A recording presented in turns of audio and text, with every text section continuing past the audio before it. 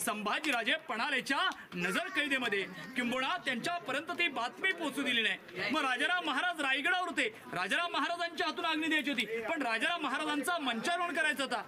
आता मंचारोहण करायचं म्हणजे मुंज करावं लागते, अग्नी द्यायची म्हटलं तर मुंडन करावं लागतं, आणि मुंडन करायचं म्हणजे तर वर्षभर दुःख बाळगावं लागतं। या कारणास्तव साबाजी भोसले सावत्र बंधूंच्या हातून महाराजांना बडाग्नी प्राप्त झाली। ज्या राजवाड्यामध्ये महाराजांनी अखेरचा श्वास सोडला, आज या राजवाड्याची परिस्थिती पाहता कवी केशव सुताने कर्णासाठी गायलेली 4 ओळीची कविता या राजवाड्याविषयी मिळते जुळते पहा।